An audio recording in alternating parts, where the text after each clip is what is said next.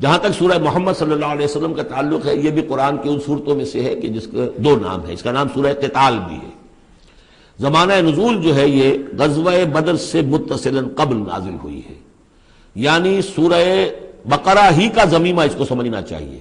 سورہ بقرہ ہے اکثر وہ آیات جو نازل ہوئی ہیں ہجرت کے بعد سے لے کر اور غزوہ بدر تک. ایک تو ان کا بڑا مجموعہ ہے جو 40 رکوعوں پر مشتمل ہے، وہ تو سورہ بقرہ ہے. لیکن اس کو علیحدہ رکھا گیا ہے، اگرچہ ہے اسی سلسلے کے اندر، اور اس کے علیحدہ رکھنے کا میں بیان کروں گا کہ سبب کیا ہے. تو گویا کہ اس کو ایک طرح سے سمجھیے کہ زمانہ نزول کے اعتبار سے یہ سورہ بقرہ کا ضمیمہ ہے، غزوہ بدر سے قبل نازل ہوئی.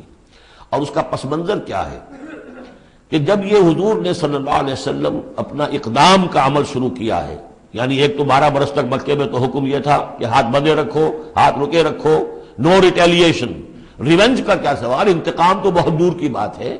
نو raising of hands even in self defence, اپنے بچانے کے لیے بھی ہاتھ نہیں اٹھانے. اگر خباب بن الارت سے کہا گیا کہ اتارے کپڑوں اتار دو، لیٹ جاؤ میاروں کے اوپر لیٹ جاؤ. حضرت یاسر کو اور حضرت سمیہ کو اور حضرت عمار کو جو کچھ بھی ایذائیں دے رہا تھا ابو جہل، کسی مسلمان کو اجازت نہیں تھی کہ جا کر اس کا ہاتھ پکڑے. نہیں، یہ مرحلہ تھا پیسو ریزسٹنس کا کہ جو تکلیف آئے جھیلو، جوابی کارروائی کوئی نہیں. لیکن اب جیسا کہ ہم سورہ حج میں پڑھ چکے، اذن للذین یقاتلون بانہم ظلموا، اب اقتتال کا دور شروع ہو گیا.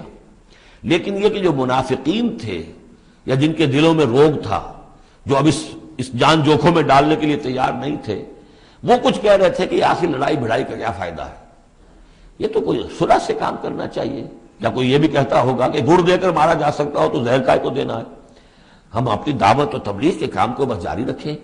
اور یہ تو محمد نے، معاذ اللہ میں ان کی بات نقل کر رہا ہوں، یہ محمد نے خود جو ہے مہم جوئی شروع کر دی ہے کہ انہوں نے جو ہے ان کو چھیڑ چھاڑ شروع کر دی، ان کے قافلوں کا تعاقب شروع کر دیا، ان کی جو ہے وہ ہے کہ لائف لائن کے اوپر ہاتھ ڈال دیا. تو یہ جو حقیقت اقدام تو کر رہے ہیں یہ خود، اور اس سے گویا کہ لڑائی بھڑائی کا سلسلہ شروع ہو جائے گا. تو ان کے دلوں میں تو تھا روگ نفاق کا کہ وہ چاہتے نہیں تھے کہ ہمارے ایمان کا یہ امتحان ہو جائے کہ ہم سے کہا جائے کہ نکلو اللہ کی راہ میں جان ہتھیلی پر رکھ کر. لیکن وہ جو اس کی آڑ لے رہے تھے وہ کہہ رہے تھے کہ یہ لڑائی بھڑائی اور یہ جو ہے فساد، بلکہ صلح جوئی کے ساتھ معاملہ کرو. اور نوٹ کر لیجیے سورہ بقرہ کے دوسرے رکوع میں آیا تھا وَإِذَا قِيلَ لَهُمْ لَا تُفْسِدُوا فِي الْأَرْضِ قَالُوا إِنَّمَا نَحْنُ مُصْلِحُونَ أَلَا إِنَّهُمْ هُمُ الْمُفْسِدُونَ وَلَٰكِن لَا يَشْعُرُونَ. تو گویا کہ اس جو بھی ہو رہی تھی اس وقت ان کی جو ذہن کی کیفیت تھی، اس میں اللہ تعالیٰ کی طرف سے یہ سورہ مبارکہ نازل ہوئی ہے. اور یہ اسلوب کے اعتبار سے پورے قرآن میں منفرد ہے. بالکل ابرپٹلی شروع ہو رہی ہے، کوئی تمہید نہیں، کوئی حروف مقطعات نہیں، کوئی اللہ کی حمد، کوئی اور شے، کچھ نہیں. قرآن مجید کی عظمت کچھ نہیں، بلکہ الذین، اس سے جملہ شروع ہو رہا ہے جو عام طور پر جملے کے شروع کے لیے عام اسلوب نہیں ہے. پھر یہ کہ وہ جو اسلوب ہوتا ہے آیات کے آخر میں اللہ تعالیٰ کے اسماء اور اللہ کی صفات کا، انہ عزیز الحکیم، وہ تو بڑا غفور ہے، رحیم ہے، اس طرح کی کوئی شے آپ کو یہاں نہیں ملے گی. اسلوب بالکل مختلف ہے. ہر آیت ابرپٹ شروع ہو رہی ہے، سورت بھی ابرپٹلی شروع ہوئی ہے اور ابرپٹلی ختم ہو جائے گی. اسی طریقے سے ہر آیت جو ہے شروع ہوتی ہے اور ابرپٹلی ختم ہو جاتی ہے بغیر کسی اختتامی اللہ کے اسماء اور صفات کے حوالے کے. باقی اس میں اور سورہ جو اگلی سورت ہے سورہ فتح، اس میں کیا ترتیب ہے وہ یہ ہے کہ حضور کی انقلابی جد و جہد کا جو آخری مرحلہ تھا، یعنی قتال، آرم کانفلکٹ، اس سے متصلاً قبل یہ سورہ محمد نازل ہو رہی ہے.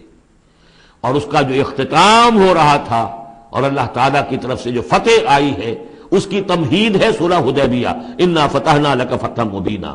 تو گویا کہ یہ دونوں اینڈ ہیں اس کے.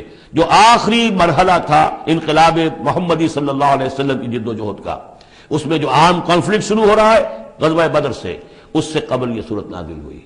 اور جب آخری فتح ہونے والی ہے اور وہ فتح مکہ کی ہوگی، لیکن اس سے قبل جو اللہ نے تمہیدی فتح دی ہے وہ فتح ہے انا فتحنا لک فتحا مبینا، وہ صلح حدیبیہ جس کا ذکر جو ہے وہ سورہ فتح کے اندر ہے. یہ ربط ہے ان میں. بسم اللہ الرحمن الرحیم. الذین کفروا وصدوا عن سبیل اللہ اضل اعمالهم، جن لوگوں نے کفر کیا اور اللہ کے راستے سے روکا اور خود بھی رکے. صدا یا سدو میں عرض کر چکا ہوں بار بار، رکنا بھی روکنا بھی، یہ فعل لازم بھی ہے، فعل متعدی بھی ہے. جنہوں نے کفر کیا خود بھی رکے اور دوسروں کو بھی روکا اللہ کے راستے سے، اللہ نے ان کی ساری جد و جہد کو ضائع کر دیا. اضل اعمالهم، ان کی ساری کوشش جو تھی اللہ کے دین کے راستے کو روکنے کی، حضور کی دعوت کو کے راستے کو روکنے کی، سب جا چکی، ضائع ہو چکی، اکارت ہو چکی۔ اور اب یہ قافلہ جو ہے دعوت محمدی کا صلی اللہ علیہ وسلم اور انقلاب نبوی کا، یہ اپنے منزل کی طرف بڑھے گا، وہ آخری درجے میں اب شامل ہونے والا ہے۔ والذین آمنوا وعملوا الصالحات وآمنوا بما نزل علی محمد وهو الحق من ربهم کفر عنهم سیئاتهم واصلح بالهم۔ اور اس کے برعکس جو لوگ ایمان لائے، جنہوں نے نیک عمل کیے اور جو ایمان لائے اس شے پر جو نازل کی گئی ہے محمد پر صلی اللہ علیہ وسلم، وهو الحق، اور وہ حق ہے، من ربهم، ان کے رب کی طرف سے، کفر عنہم سیئاتہم، اللہ نے دور کر دیے، معاف کر دیے ان سے ان کی خطائیں، ان کی غلطیاں، واصلح بالہم، اور ان کے حال کو، ان کی کیفیت کو سنوار دیا، بنا دیا، ان کی سیرتیں، ان کے کردار۔ اب دیکھ لو یہ جو صحابہ کی جماعت جو ہے، ان کی سیرتیں دیکھو، ان کی شخصیتیں دیکھو، اللہ تعالیٰ نے ان کو نکھار کر ان بھٹیوں میں سے گزار کر کے جو مکے میں تھی، جن میں سے کہ آزمائشوں کی بھٹیوں میں سے نکل کر آئے ہیں، تو کندن ہو چکے ہیں، خالص زر خالص۔ ذالک بان الذین کفروا اتبعوا الباطل، یہ اس لیے کہ جن لوگوں نے کفر کیا انہوں نے باطل کی پیروی کی، لہذا وہ تو نتیجہ اس کا وہی نکلنا تھا، کچھ نکل رہا ہے۔ وان الذین آمنوا اتبعوا الحق من ربهم، اور جو لوگ ایمان لائے انہوں نے پیروی کی حق کی جو ان کے رب کی طرف سے آیا ہے۔ کذالک یضرب اللہ للناس امثالهم، اسی طرح اللہ تعالیٰ لوگوں کے لیے ان کی مثالیں بیان کرتا ہے۔ فَإِذَا لَقِيتُمُ الَّذِينَ كَفَرُوا فَضَرْبَ الرِّقَابِ، اب یہ ہے آیت جو مشکلات القرآن میں سے ہے۔ اس کی وجہ کیا ہے کہ اس میں بھی ایک تقدیم و تاخیر ہے۔ تقدیم و تاخیر کا اصول میں بتا چکا ہوں، قرآن مجید میں ہوتا ہے اس کے آہنگ کی وجہ سے، اور غور کرنا پڑتا ہے کہ اس کی اصل ترتیب کیا ہے، اور اس سے پھر بات واضح ہوتی ہے۔ تو یہ قانون دیا جا رہا ہے، اسی کا حوالہ تھا سورہ انفال میں کہ اگر یہ پہلے سے بات نہ آ گئی ہوتی تو اے مسلمانوں، تم نے جو یہ قیدیوں کو ذرا فدیہ لے کر چھوڑنے کا فیصلہ کیا ہے، اس پر تم پر بڑی سخت گرفت ہوتی ہے اللہ کی، لیکن چونکہ یہ آیت آ چکی تھی، اب وہ اس کی وضاحت میں کر دوں گا آپ کو۔ فَإِذَا لَقِيتُمُ الَّذِينَ كَفَرُوا، تو اے مسلمانوں جب اب تمہاری مٹ بھیڑ ہو کافروں سے، اب جو ہے آرم کانفلکٹ شروع ہونا ہے، اب تلوار سے ٹکرائے گی، میدان میں تمہیں آنا پڑے گا، تو اس کا قاعدہ کیا ہے؟ فَضَرْبَ الرِّقَابِ، تو ان کی گردنوں کو مارنا ہے، پہلا کام یہ ہے، ان کی گردنیں مارو، انہیں قتل کرو۔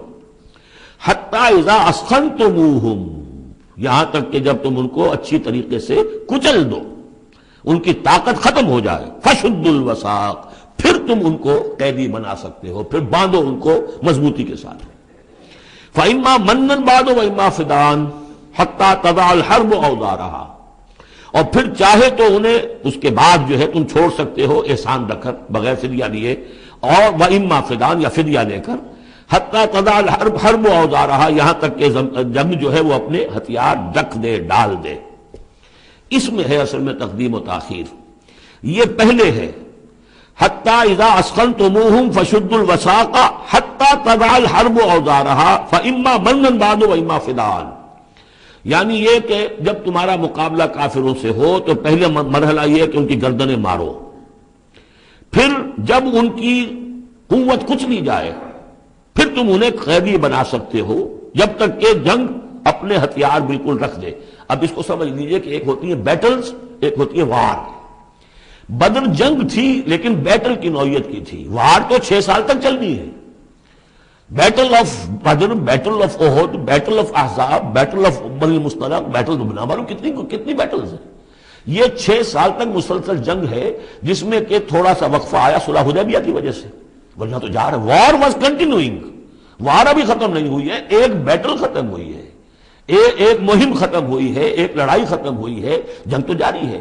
حتیٰ تضع الحرب اوزارہا، جبکہ وہ جنگ اپنے ہتھیار رکھ دے، یعنی اس درجے وہ دین کا غلبہ ہو جائے کہ اب کوئی ریزسٹنس نہ رہے، تو پھر یہ ہے کہ چاہے تم ان کو چھوڑ دو فدیہ دے کر، اور چاہے تم ان کو ویسے بھی احسان سے بھی چھوڑ دو تو کوئی حرج نہیں، احسان کرو بغیر فدیہ دیے بھی چھوڑ دو تو کوئی حرج نہیں۔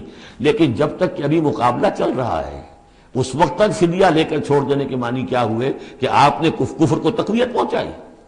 جو آج جنگ کر کے یہاں کرنے کے لیے آئے تھے ان میں سے 70 مارے گئے، اچھا وہ تو کفر کا ایک بازو تو ٹوٹ گیا، لیکن یہ 70 جو تمہاری قید میں آئے تھے اس کو تم نے فدیہ لے کر چھوڑ دیا، تو یہ بازو دوبارہ جا کر تم پر حملے کے لیے تیار ہو جائے گا کہ نہیں؟ لیکن چونکہ یہاں پہ اب اس کا معاملہ ججمنٹ کا، واقعتاً دشمن کی کمر کچلی گئی ہے یا نہیں، یہ ہے ججمنٹ کا معاملہ۔ تو حضور نے اگر یہ سمجھا کہ قبر کچھ نہیں گئی ہے تو اس کے اوپر پکڑ نہیں ہو سکتی. اجتہاد جو ہے، اجتہاد کا اصول یہ ہے کہ اجتہاد میں مخطی بھی ہو تو اسے اجر ملتا ہے اور مصیب ہو تو دوہرا اجر ہے. چونکہ حضور کے اجتہاد پر یہ تھا تو آپ کو اگر چھوڑ دیا گیا تو اما منن بعد و اما فدان، جب یہ آلٹرنیٹو اس کے اندر موجود ہے اس آیت کے اندر کہ اس کے بعد پھر چاہو تو تم بغیر کوئی فدیہ لیے ہوئے احسان بھر کر چھوڑ دو اور چاہے فدیہ لے کر چھوڑ دو، تو حضور نے اس کو استعمال کیا ہے. اگرچہ اللہ تعالیٰ کے نزدیک ابھی وہ کچھ بھی نہیں گئی تھی کفر کی طاقت، لہذا یہ قبل از وقت ہے جو اجتہاد ہو گیا ہے. اسی لیے کہا کہ اگر یہ آیت نازل نہ ہو چکی ہوتی پہلے تو جو کچھ تم نے کیا ہے اللہ تعالیٰ اس پر تمہاری پکڑ سخت کرتا. میرا خیال ہے میں وہ آیت بھی آپ کو سنائی دوں، اس لیے کہ یہ بہت مشکل مقامات میں سے ہے، بڑی مشکل سے لوگوں کی سمجھ میں آتی ہے. یہ دیکھیے، یہ آیت نمبر 67 سے سنا رہا ہوں. ما کان لنبی ان یکون لہ اسرا حتی یسخن فی الارض، وہی لفظ جو یہاں آیا ہے حتی اذا اسخنتموہم حتی یسخن فی الارض. کسی نبی کے لیے یہ روا نہیں ہے کہ وہ کوئی قیدی بنا لے جب تک کہ زمین میں پوری طریقے سے خونریزی نہ ہو جائے اور کفر کو کچل نہ دیا جائے. تریدون عرض الدنیا، تم دنیا کا ساز و سامان چاہتے ہو کہ یہ فدیہ دیں گے رقم آئے گی. واللہ یرید الآخرہ، اللہ کے نگاہوں کے سامنے آخرت ہے. اللہ عزیز الحکیم، اللہ عزیز اور حکیم ہے. لولا کتاب من اللہ سبقا، اگر یہ اللہ کی طرف سے وہ کتاب پہلے آنا چکی ہوتی، حکم، اب یہ کتاب کے معنی پھر وہی حکم ہے یہاں پر، اللہ کی طرف سے پہلے یہ آیت جو ہے جو اس حکم پر مبنی ہے وہ نازل نہ ہو چکی ہوتی، لمسکم فیما اخذتم عذاب عظیم، تو جو کچھ تم نے لیا ہے اس پر تمہارے اوپر بڑی سخت گرفت ہوتی ہے اللہ کی طرف سے. لیکن چونکہ وہ تھی فکلوا مما غنمتم حلالا طیبا، تو جو بھی اب تمہیں غنیمت ملی ہے اسے کھاؤ، حلال اور طیب سمجھتے. یہ ہے اس آیت کا مطلب. جب تمہارا مقابلہ ہو دشمنوں سے تو گردنیں مارنا ہے پہلا کام. پھر جب پوری طرح کچل لو، طاقت کچھ نہیں گئی کفر کی، تو پھر قیدی بھی بناؤ. فشد الوثاق حتی تضع الحرب اوزارہا، جب جنگ بالکل ختم ہو جائے اور گویا کہ وہ ہتھیار ڈال دیے جنگ نے، ڈگ ڈال دیے، اب کوئی طاقت نہیں رہی کفر میں، پھر تم چاہو تو ان کو فدیہ لے کر چھوڑ دو، چاہو تو بغیر فدیہ کے بھی چھوڑ دو، کوئی بات نہیں، اب کوئی خطرہ نہیں. اس لیے کہ انقلاب آ چکا اور مستحکم ہو چکا، اب ان کے کیے کچھ نہیں ہوگا. حتی تضع الحرب اوزارہا ذلک ولو یشاء اللہ لانتصر منہم، اللہ چاہتا تو خود ہی ان سے بدلہ لے لیتا، ان کفار سے انتقام لے لیتا. ولکن لیبلو بعضکم ببعض، اللہ تعالیٰ چاہتا تو اس 1000 کے لشکر کو آنے واحد میں ختم کر دیتا. لیکن اللہ نے تمہیں موقع دیا، تمہاری آزمائش کی، تمہارے صبر کا امتحان لیا. لیکن اللہ تعالیٰ امتحان لیتا، جانچتا ہے بعض کو بعض کے ذریعے سے. وہ 1000 کے لشکر کے ذریعے سے ان 313 کے استقامت کی، ایمان اور استقامت جو ہے اس کی آزمائش ہو گئی. والذین قتلوا فی سبیل اللہ فلن یضل اعمالہم، اور جو لوگ اللہ کی راہ میں قتل ہو گئے تو اللہ تعالیٰ ان کے اعمال کو ضائع کرنے والا نہیں ہے، ان کے سارے اعمال کا بھرپور اجر انہیں مل جائے گا. سیہدیہم ویصلح بالہم، اللہ تعالیٰ ان کو راہ دے گا، پہنچا دے گا، جنت تک پہنچا دے گا، اور ان کے جو معاملہ ہوگا وہاں پہ ان کے احوال بہت اعلیٰ ہوں گے، بہت عمدہ ہوں گے. وَيُدْخِلُهُمُ الْجَنَّةَ عَرَّفَهَا لَهُمْ، اور داخل کرے گا انہیں اس باغات میں جو پہلے ہی انہیں پہچنوا دی ہے، بتا دیا ہے کہ اس جنت میں کیا کچھ ہوگا، وہ تو ہم بتا چکے ہیں قرآن کے اندر، اس جنت میں داخل کرے گا. یا ایھا الذین آمنوا ان تنصروا اللہ ینصرکم ویثبت اقدامکم، اہل ایمان اگر تم اللہ کی مدد کرو گے تو اللہ تمہاری مدد کرے گا اور تمہارے قدموں کو جما دے گا. یہ بہت اہم قانون ہے اللہ کا. تم اللہ کی مدد کرو گے تو اللہ مدد کرے گا. تم اللہ کے دشمنوں سے پینگے بڑھاؤ، دوستیاں کرو، ان کی وفاداریوں کے دم بھرو، انہیں اپنا سرپرست سمجھو، انہیں اپنا حمایتی اور مددگار سمجھو، اور ساتھ ہی دعا کرو تو دعائے قنوت نازلہ چاہے سال بھر کرتے رہو گے، اللہ نہیں سنے گا تمہاری دعا. ڈھاکہ گیا، مشرقی پاکستان گیا، بدترین شکست آ گئی، قنوت نازلہ مکے میں بھی اور مدینے میں بھی پڑھے جا رہے تھے اور پورے پاکستان میں پڑھے جا رہے تھے، اللہ نے نہیں سنی. تمہاری دوستیاں کس سے؟ اللہ سے تو ہے نہیں. اللہ کے خلاف تو اعلان جنگ ہے، تمہاری ساری معیشت سود پر چل رہی ہے. تم نے اللہ کے باغیوں کو دوست بنایا ہوا، انہیں اپنا سرپرست سمجھتے ہو، انہی کی مدد پر تمہارا جو ہے سارا سہارا بھروسہ ہے. آ رہا تھا کوئی جہاز چل کر امریکہ کا، وہ تو نہیں آیا، تو اللہ کیوں سنے گا تمہاری بات؟ ان تنصروا اللہ ینصرکم ویثبت اقدامکم، اگر تم اللہ کی مدد کرو گے، تم اس کے اگر مخلص ہو، فرما بردار ہو، اس کے دین کا جھنڈا لے کر کھڑے ہو گئے ہو، تن من دھن اس کے لیے لگانے کو تیار ہو، اللہ مدد کرے گا اور تمہارے قدم جما دے گا. والذین کفروا فتعسا لهم، اور وہ لوگ جنہوں نے کفر کیا ہے ان کے لیے تو پھر ہے ان کو گویا کہ رد کر دینا، راندہ درگاہ کر دیے جائیں گے. وہ کھائیں ٹھوکریں. وعد اللہ اعمالہم، اللہ نے ان کے تمام اعمال کو، جد و جہد کو، کوششوں کو بالکل گمراہ کر دیا، یعنی ختم ہو گئی وہ، اور ان کا حاصل کچھ نہ ہوا. ذالک بانہم کرہوا ما انزل اللہ فاحبط اعمالہم، اس کی وجہ کیا ہے کہ انہوں نے وہ چیز ناپسند کی جو اللہ نے نازل کی. فاحبط اعمالہم، اللہ نے ان کے تمام نیک اعمال بھی ضائع کر دیے. یعنی آخر ان میں ایسے بھی تھے کفار میں سے جو غریبوں کو کھانا کھلا دیتے تھے، جو حاجیوں کی خدمت کرتے تھے اور سمجھتے تھے بڑی نیکی کا کام ہم کر رہے ہیں. یہ سورہ توبہ میں ہم پڑھ آئے ہیں، اجعلتم سقایۃ الحاج وعمارۃ المسجد الحرام، ان چیزوں کو تم نے بہت بڑی نیکیاں سمجھ رکھا ہے. لیکن یہ کہ اگر تم نے اللہ کے نازل کیے ہوئے قرآن کو ناپسند کیا ہے تو اللہ نے تمہاری ساری اعمال جو ہے حبط کر دیے. افلم یسیروا فی الارض فینظروا کیف کان عاقبۃ الذین من قبلہم، تو کیا یہ زمین میں گھومے پھرے نہیں کہ یہ دیکھتے کہ کیا انجام ہوا ان لوگوں کا جو ان سے پہلے تھے. دمر اللہ علیہم، اللہ تعالیٰ نے ان پر ہلاکت کو مسلط کر دیا. وللکافرین امثالھا، اور ان کافروں کے لیے بھی ایسے ہی انجام آئیں گے. ذالک بان اللہ مولا الذین آمنوا وان الکافرین لا مولا لہم، اور یہ اس لیے کہ اللہ تو مولا ہے، رفیق ہے، پشت پناہ ہے، مددگار ہے اہل ایمان کا، اور یہ کہ کافروں کا کوئی مولا ہے ہی نہیں. یہ اصل میں یہیں سے حضور نے پھر وہ نعرہ اخذ کیا تھا جب غزوہ احد میں، جب وقتی طور پر مسلمانوں کی شکست ہو گئی اور حضور بھی اور صحابہ بھی پھر پہاڑ کے اوپر چڑھ گئے احد پر، اور اس کے بعد پھر جو دامن میں کھڑے ہوئے تھے جو کفار کے اس وقت کے سربراہ تھے، اس میں ابو سفیان تھے اور خالد بن ولید جو بعد میں دونوں ایمان لے آئے صحابہ میں سے ہیں. تو اس وقت یہ ہے کہ ابو سفیان نے نعرہ لگایا تھا لنا عزا ولا عزا لکم، ہمارے لیے عزا جیسی دیوی ہے، اس نے ہماری مدد کی ہے، تمہارے لیے تو عزا ہے ہی نہیں. تو حضور نے کہا تھا مسلمانوں سے جواب دو اللہ مولانا ولا مولا لکم، اللہ ہمارا مولا ہے، تمہارا کوئی مولا نہیں.